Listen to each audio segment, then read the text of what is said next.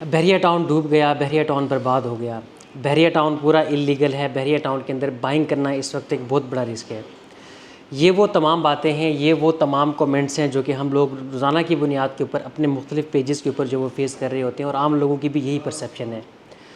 तो इन तमाम लोगों से जो बहरिया टाउन को इल्लीगल कहते हैं या वो जो बहरिया टाउन के ऊपर जो लोग तनकीद करते हैं, उन सब से मेरा ये सवाल है कि ये सारी बातें हम लोग पिछले पूरे 4 साल से ये बातें सुन रहे हैं कि बहरिया टाउन अब जो है शायद इल्लीगल होगा, अब इल्लीगल डिक्लेयर होगा और अभी कोई बहरिया टाउन के ऊपर किसी किस्म का कोई बुलडोज़र जो है वो यहाँ पे जब आ जाएगा। तो मेरा आपसे सवाल ये है जो कि आपने कमेंट सेक्शन के अंदर हमें इस चीज़ का आपने जवाब देना है कि पिछले 4 साल से आप कोई एक सिंगल केस हमें बहरिया टाउन कराची का बता दें कि कोई यहाँ का अलॉटी हो, कोई यहाँ का रिहायशी हो, उसके पास कोई एसबीसी की टीम आई और उसने कहा हो कि ये वाला आपका घर जो है ये इल्लीगल है और ये घर आपका नहीं है, तो आप ये घर जो है वो खाली कर दें। या बहरिया टाउन के अंदर कोई एक सिंगल प्लॉट भी ऐसा हो जिसके ऊपर आकर के किसी और ने कब्ज़ा कर लिया हो या गवर्नमेंट ने कोई उसका वो प्लॉट जो है वो टेक ओवर कर लिया हो। इस तरह का कोई एक सिंगल केस भी अगर पिछले 4 साल के अंदर अगर आपको कोई देखने को मिला है तो आप हमें यहाँ पर कमेंट सेक्शन के अंदर आप हमें लाजमी बताइएगा, ताकि बाकी लोगों को भी उसके हवाले से कोई अगर किसी के जहन में कोई अच्छी परसेप्शन है बहरे के हवाले से तो वो परसेप्शन भी उसकी जो है वो क्लियर हो। आपको ये बात मैं यहाँ पर बहुत चैलेंज से कहता हूँ कि बहरिया टाउन की जगह पे अगर कोई और सोसाइटी होती, और अभी रिसेंटली हमने देखा है कि पाकिस्तान के अंदर बहुत बड़े बड़े बिजनेसेस जिसमें प्रॉक्टर एंड गैम्बल और इस तरह के बहुत बड़े बड़े बिजनेसेस हैं जो लोग थोड़ा बहुत अपना नुकसान बर्दाश्त नहीं कर सके और पाकिस्तान से वाइंड अप करके जो वो चले गए हैं। तो बहरिया टाउन एक पाकिस्तान का वो वाहिद इदारा है जिसके ऊपर शदीद किस्म का क्रैकडाउन, शदीद किस्म का गवर्नमेंट क्रैकडाउन जो है इसके ऊपर वो किया गया है। पाकिस्तान के मुख्तलिफ इंस्टीट्यूशंस की वजह की तरफ से इसको बहुत ज़्यादा टफ़ टाइम जो है वो दिया गया है, लेकिन इस सब के बावजूद भी बहरिया टाउन आज जो है वो सस्टेन कर रहा है। और ये पूरी की पूरी जो सिचुएशन है यानी कि जो शदीद किस्म का क्रैकडाउन है, ये पीएम में पिछले कोई 5-6 माह के अंदर हमें बहुत शदीद किस्म का हमें जो देखने को मिला है। तो इतना बड़ा शदीद क्रैकडाउन भी बहरिया टाउन को जो है वो डिस्टर्ब नहीं कर सका। थोड़ी बहुत डिस्टर्बेंस आई थी, 1 माह के लिए आई थी, उसके अंदर बहरिया टाउन को लोड शेडिंग भी जो है वो करनी पड़ गई थी क्योंकि बहरिया के पास शायद बैकअप के ऊपर जो जनरेटर्स बहरिया के पास चलते हैं उसको परचेज़ करने के पैसे भी बहरिया के पास जो है वो नहीं थे। उसकी वजह ये थी कि बहरिया के जितने भी अकाउंट्स थे वो सारे के सारे इदारों की तरफ से बिल्कुल फ्रीज़ जो है वो कर दिए गए थे। तो बहरिया को वहाँ से पैसा भी निकालने की इजाज़त जो है वो नहीं थी मिली। और यहाँ के जो रिहायशी हैं उनको वैसे वो ऑनलाइन बिल जो है वो पे करते हैं, लेकिन कुछ टाइम के लिए उनको कैश के अंदर भी पेमेंट्स जो है वो करनी पड़ी।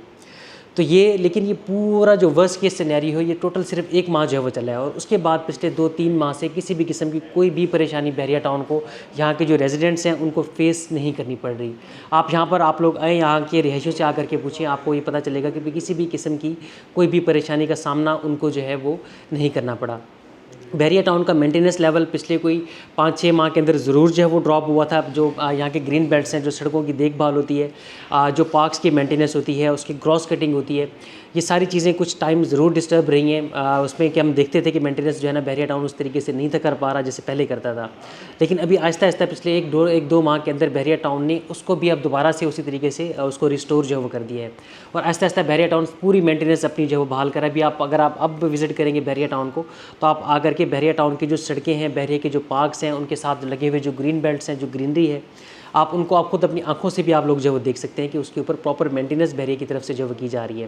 बहरिया टाउन अपने प्रॉपर फंक्शंस जहाँ पर जो वो कर रहा है। अभी रिसेंटली बहरिया ईट के नाम से बहरिया टाउन की मैनेजमेंट की तरफ से एक फेस्टिवल यहाँ पर करवाया गया था जो कि बड़ा कामयाब रहा है और उसके बाद अब दोबारा एक बहरिया बीट फेस्टिवल जो है वो आ रहा है। तो इस तरीके की जो एक्टिविटीज़ है बहरिया टाउन की, जो बहरिया टाउन की रौनक है, वो उसी तरीके से ही यहाँ पर जो है वो चल रही है। उसमें किसी भी किस्म की कोई भी डिस्टर्बेंस जो है वो नहीं आई।